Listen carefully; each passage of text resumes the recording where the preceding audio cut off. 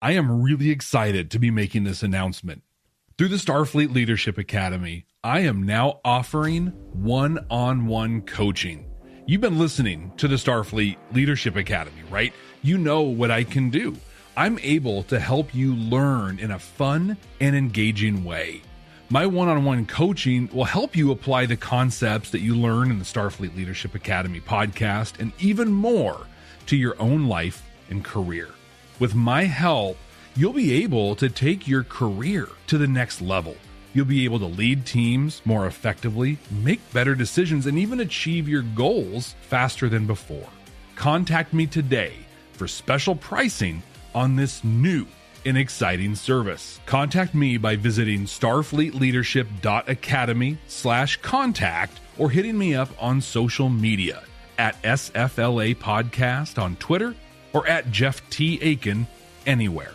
Contact me today and start getting coached through the Starfleet Leadership Academy. Welcome to the Starfleet Leadership Academy. Leadership development told through the lens of Star Trek. Your host, Jeff Akin, is a 20-year veteran of the public and private sectors in management and leadership. He specializes in helping people unlock their true potential and is a huge Star Trek fan. And now, here's your host, Jeff Akin.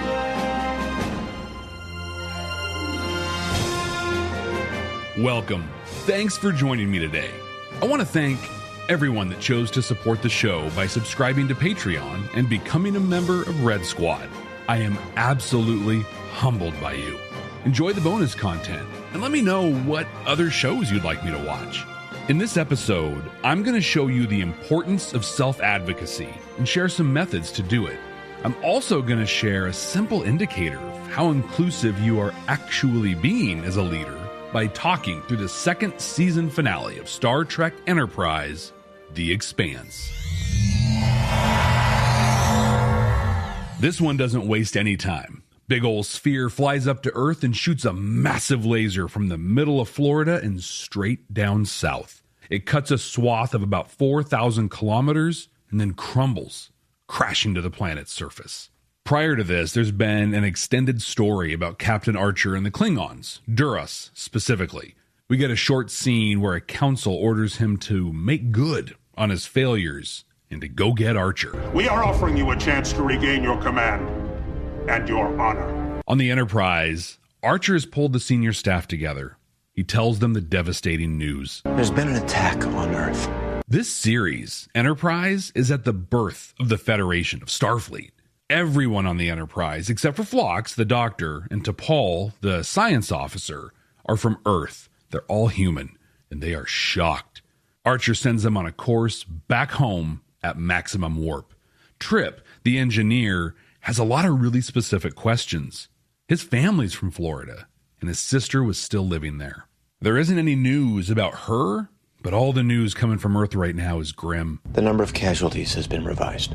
It's up to 3 million. As they're talking, a group of Suliban ships comes alongside and they take Archer. The Suliban have been an ongoing concern for Archer since the pilot episode of this series. They take him to their leader, a guy that I call Future Man. Without going into too much detail here, that'll be for other episodes, there was an attempt through just about the whole series of Enterprise to tell a story about a temporal Cold War.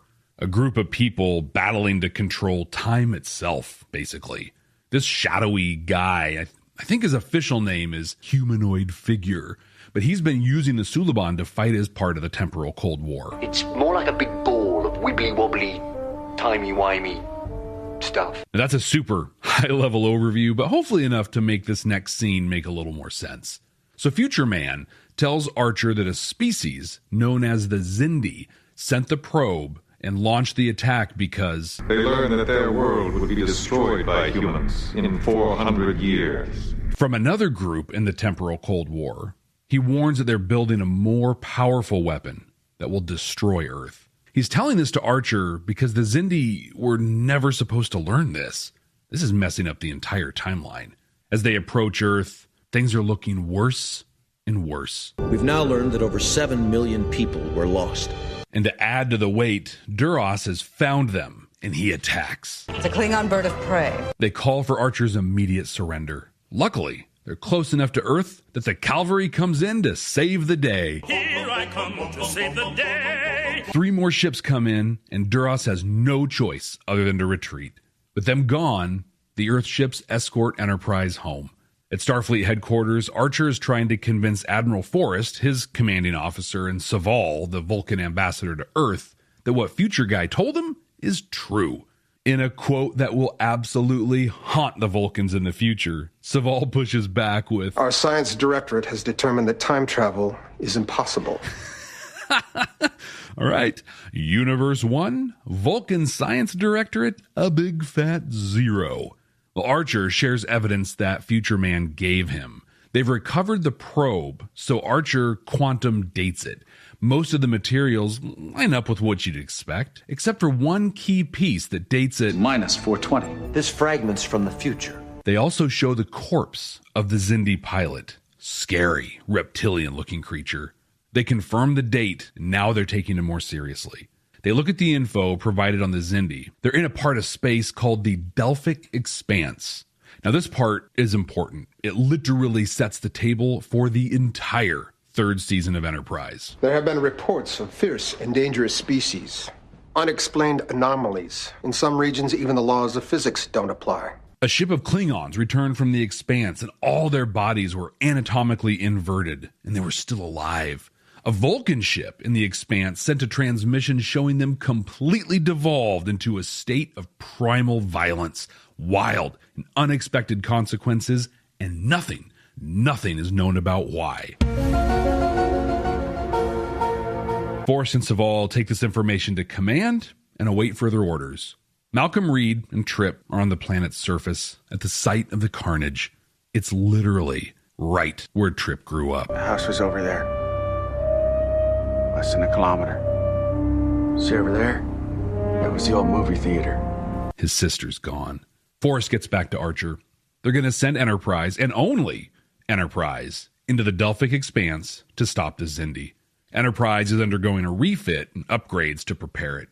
We also see the next ship like the Enterprise being built. It's the Columbia, the NX-02. Archer also asked for and is getting a group of MACOs, Military Assault Command Operations. So then they'll be available for, well, whatever awaits them in the Delphic Expanse. This mission is serious business. Vulcan High Command has told T'Pol that she will not be joining the crew, and she's going to return to Vulcan. Phlox challenges her, though, saying that he's staying on board. Sad realization that he'll need me more than ever on such a crucial mission. And T'Pol decides to consider this. They start loading in the new weapons. Photonic torpedoes. Their range is over 50 times greater than our conventional torpedoes, and they have a variable yield. Reed, as tactical officer, is pretty excited. He's got teams working to retrofit the torpedo tubes in the power grid. With the upgrades complete, they depart. We get some reused footage from the pilot episode, Broken Bow, to show Enterprise moving out of space dock. Archer checks in with Trip, and he is not doing well. He's straight out looking for blood. Tell me we won't be tiptoeing around. They're interrupted by the most patient person ever. I mean, they've been in space dock at Earth for months, and Duras is waiting and attacks again. Reed is super excited to use the new torpedoes on him. They're super effective. The updated hull plating is protecting the ship as well. A successful, if not unplanned, test. They disable the Klingons and warp on their way. T'Pol meets with Archer. She shares that she's really come to enjoy being on board. Well, maybe not in so many words. Well, you never did care for the way we smell. At least you won't have to put up with that anymore. I've gotten used to it. And then she says she's going to remain on Enterprise. She's going to defy High Command. He pushes back, but clearly only because that's what's expected. He then heads onto the bridge and says, "We're not going to Vulcan." He's good with letting her stay, and he tries to make it look like it was his call, not hers. Maybe helping her save some face with Vulcan High Command.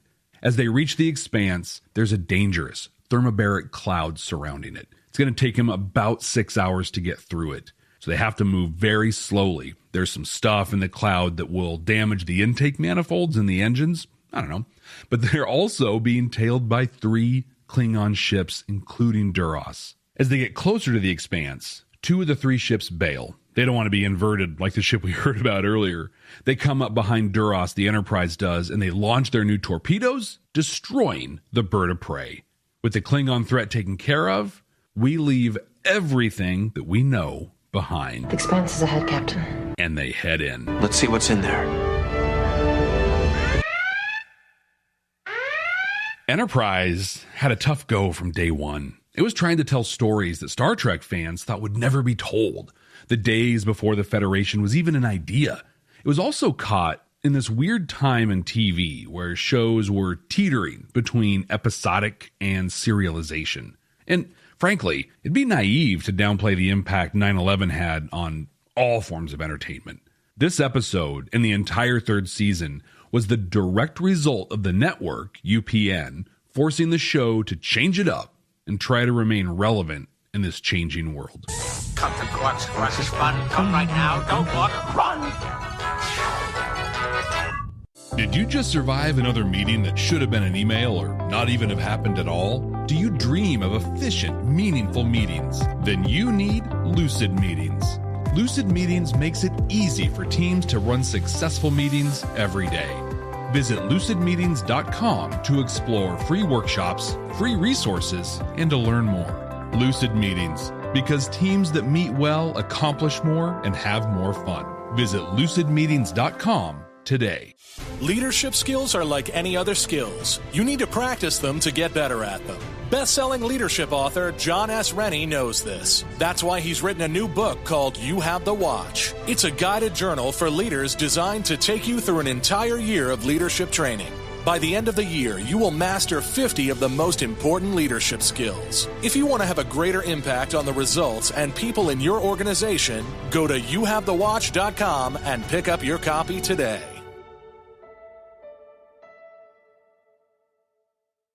I do carry a select line of unique artifacts and gemstones indigenous to this region. What a dark episode. Trip loses his sister. 7 million people are killed, and all from an unknown threat the Earth wasn't supposed to encounter for probably a few hundred more years. But this was so necessary.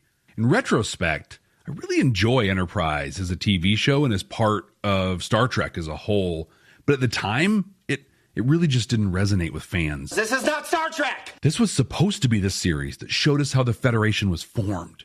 Instead, we got a series struggling to find itself. I remembered this episode as being exciting, and I was eager to see what was waiting in the Delphic Expanse. But watching it now, it's clearly just tying up some storyline pieces and kind of resetting the game board. I guess I just wish they would have leaned into it more. You know, like when Trip and Reed are standing on the edge of the damage from the probe, it just looks so clean. This perfectly precise zone of destruction. Even with early 2000s TV sensibilities, they could have made that a lot darker and a lot more impactful. To me, some of the biggest pieces in this episode were the new weapons, closer to what we're familiar with in modern Star Trek, Trip getting pushed to a dark place, and the coming together of the human and alien crew members. She does kind of grow on you. That one is especially fun if you know where some of these relationships go in the future. So I think this episode accomplished what it set out to do. It gave viewers a reason to stick with the show into season 3, and it started to reset the tone. But on its own, this was a pretty good episode. It kind of fell short on its execution. Command codes verified. While this episode was really meant to transition the series, it still took the time to demonstrate some incredible tools for you. And yes, this is an Enterprise episode, so it's got some things not to do, but it also has an incredible example of what to do. T'Pol and Archer have a conversation about her defying Vulcan High Command. 2 amazing things happen here. First, T'Pol, in her own way, demonstrates the importance of self-advocacy, while Captain Archer has to choose to set aside his assumptions. I'll also share a quick nugget of wisdom that Archer drops in his talk with Trip.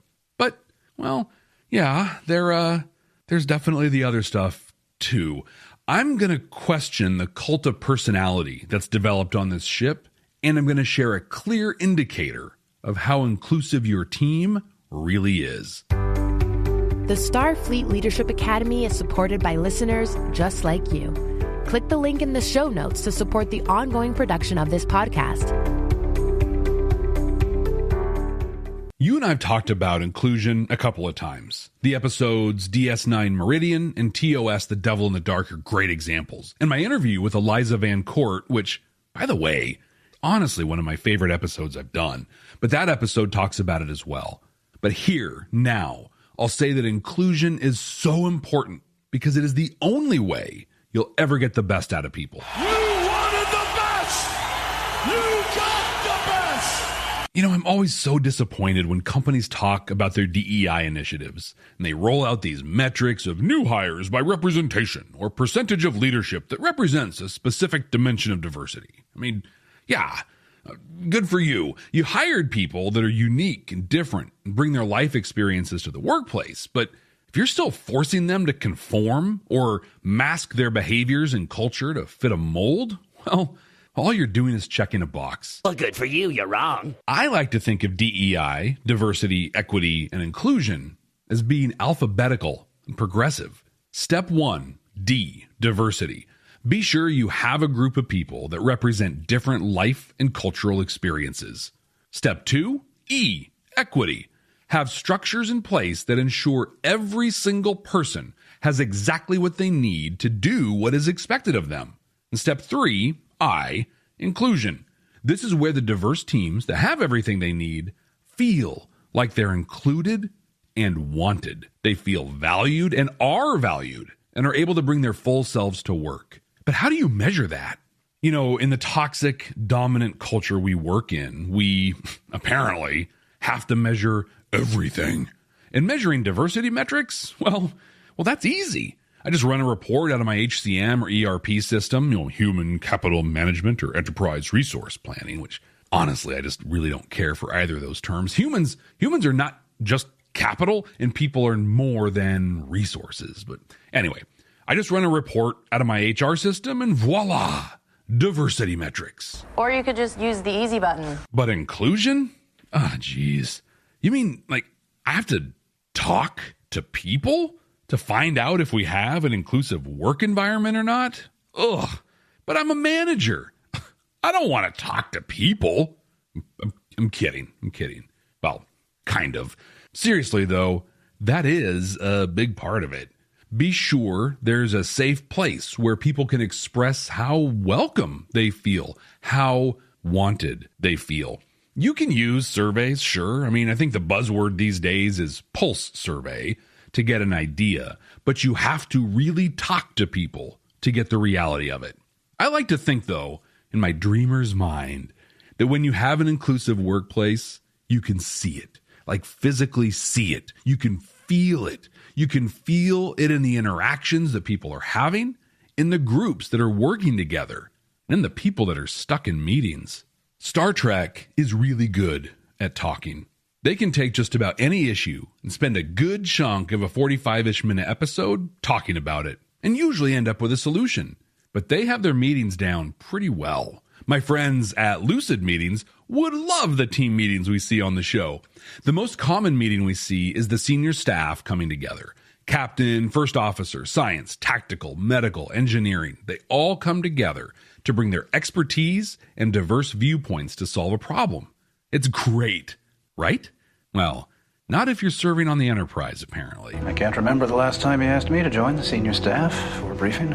Wow. I mean, Phlox is the only doctor on the ship, and he's a medical genius. You'd think that while exploring parts of the galaxy that no human has ever seen before, he'd be one of the first people invited to these meetings. But, well, apparently not. So if you're looking for an indicator how inclusive a workplace is, and you see a valuable expert that happens to look different and have wildly different life experiences than most everyone not in the meetings of other experts, Houston, we have a problem. So take a minute, literally 1 minute, and look at who is in the meetings where important things are being discussed, which should be all of your meetings. If they're not all important, then you should call my friends at Lucid Meetings. But see who's there. Also see who is not there. But That's not the final answer in terms of inclusion. It's just an indicator, but it's a very easy one to check. In my very ambitious episode on the entirety of Picard Season 1, I talked about a cult of personality. I'm not going to talk about it a lot here. You can listen back to that one for a deeper dive, but this is a very real and a very dangerous thing. Long story short, years ago, I managed a program and we accomplished incredible things. I mean, Governing, the website and magazine, wrote an article about some of the things we accomplished. I'll link that article in the show notes. But within weeks of me leaving for a promotion, everything fell apart. You see, the team wasn't doing amazing things for themselves, the organization, or the people we were serving. No, they were doing those incredible things for me. And that's awful. It's terrible. It's not sustainable. And it actually stops people from being innovative or problem solving independently. Since then, I work every single day to connect the people I work with to the mission of the organization and not to me. Archer, on the other hand, does not do that. He is apparently all about drumming up a cult of personality. More insight from Phlox here. For me, it was a simple question of loyalty toward the captain. Really? Earth is going to be destroyed. 7 million people have died, and you're worried about following one person?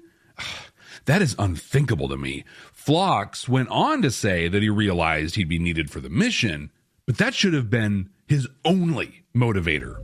To Paul, I'm going to stick around. There are billions of lives at stake, and they need me. He could even be a little selfish about it if he wanted to. And I'm excited to see a part of the galaxy no one has survived before. And he could even give credit to Archer. I want to help Archer stop the Xindi, and I know he can get us through the Expanse safely. But to put your life on the line just because of... simple question of loyalty toward the captain. Is just... well, it's ridiculous. Okay, let's switch gears. There's a lot of good in this one too. Real quick, Archer shared a great piece of wisdom with Trip. When I got this job, commanding the first Warp 5 ship was about as big a responsibility as I could have imagined. We grow into our roles. It's rare that you're put in a position and immediately have to do the hardest thing that you've ever done in your career. I mean, it happens, but not most of the time and not to most people. What does happen is you get put into roles that are just a little beyond your skill set, a little beyond your experience, maybe just a little bit too much. But you stretch, you grow, and then you rock it. And then you have to work to make sure that keeps happening. Who knows? If you keep stretching yourself, maybe someday you too will lead a starship into a section of space that no one has survived before with billions of people counting on you. I want to dive into the conversation Archer and T'Pol had. If you remember, Vulcan High Command told T'Pol they were pulling her from Enterprise and sending her back to Vulcan. She went through some soul searching, or would it be Katris searching if you're a Vulcan? Well, either way, she decided she was going to resign her commission and stick around. But to do this, she had to stand up for herself. She had to make her case that she was going to defy orders and stay on board. And she did this by doing a thing many of us struggle with. You might even struggle with this. But that is self-advocacy. There are moments in our lives that are true crossroads. Taking a job, leaving a job, getting married, getting divorced, whether or not you should have one more piece of cheesecake or not. There have been a lot of movies and TV shows that show how one single choice can alter the course of your life. Sliding Doors comes to mind, The Butterfly Effect, or even the first season finale of Strange New Worlds. But far too often, when we find ourselves faced with these decisions, we're too concerned with what people expect of us, of what other people will think of our choice. But here's the thing. Those other people don't have to live your life. They don't have to exist in the result of that choice every second of every hour of every day for the rest of their lives. You do. T'Pol is faced with that in this episode. She has lived her entire life and built an incredible career by doing what other people expect of her, by making their desires for her, her desires. But she's faced with a choice that is huge and will have obvious impacts on her life today and well into the future. Normal T'Pol, the T'Pol that does not advocate or stand up for what she wants, would bow out gracefully, likely thanking Captain Archer for the opportunities and then returning to Vulcan. That is not what happens. With the Enterprise on a course for Vulcan, T'Pol's window for advocacy is closing quickly. She meets with Archer and, in her own way, starts saying that she wants to defy high command and remain on board. Archer does what he should do here. As the leader on board, he questions her, basically sticking to the talking points. It's not a question of my allowing you. The high command would never agree to it. But it doesn't take long for him to realize that she's serious and that she's made up her mind. There are 5 things that T'Pol did here that you can also do in times when you need to advocate for yourself. First, she was confident in her choice, and her confidence was apparent. Like, she didn't flinch or start questioning her decision when Archer was asking her questions. Second, she understood the consequences, and she verbally accepted them. I've decided to resign my commission. Third, she expressed herself clearly. Fourth, she was persistent. She didn't let Archer's questions deter her, and she didn't accept his implicit denial of her request. And finally, fifth, she talked to the right person, to the decision maker. If she had made this decision and only told Phlox, for example, then it means nothing. She had to go to the person that can, and in this case did, make it happen. The person who can make it so. When you're faced with a choice that matters to you, but the normal thing to do would be to just go with the flow and do what other people would expect, stop yourself. Decide what you want. And then stand up for that. Be a self-advocate. Be confident in your decision. Understand and accept the consequences of your decision. Express your decision clearly. Be persistent. And talk to the right person about it. And if you've been following along closely, you've pieced together that this applies when advocating for others as well.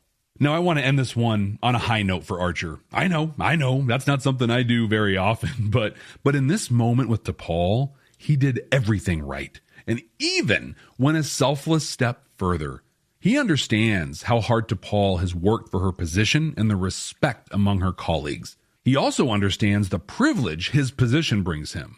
So he doesn't let her resign her commission. In fact, he doesn't even let her tell the high command what her decision is. No, Archer takes that heat himself. As far as anyone outside of him and T'Pol knows, he made the call to keep her on board. This saves her from the consequences of her decision. Quick story on that.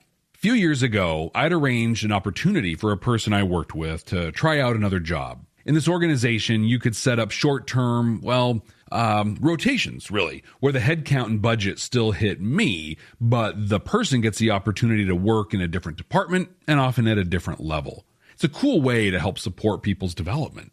Well, in this case, things weren't going well for the person. They were doing okay with the job, but the commute was unbearable for them, and they found they didn't really care for the job.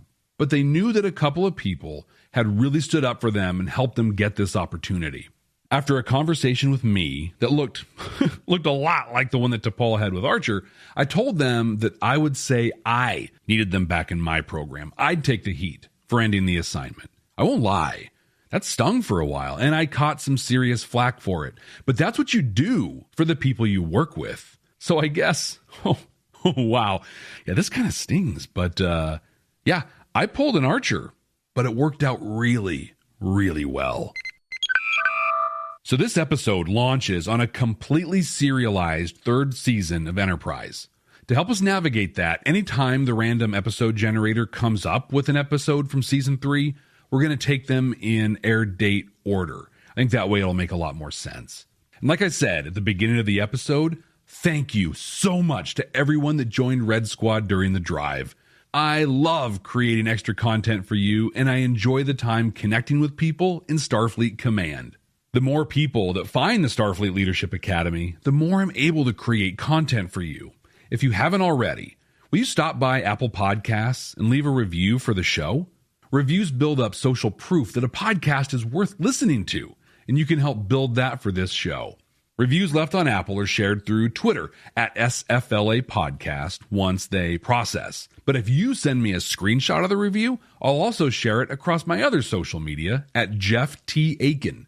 That's Jeff, T as in torpedo yield, A-K-I-N. Computer, what are we going to watch next time? Working.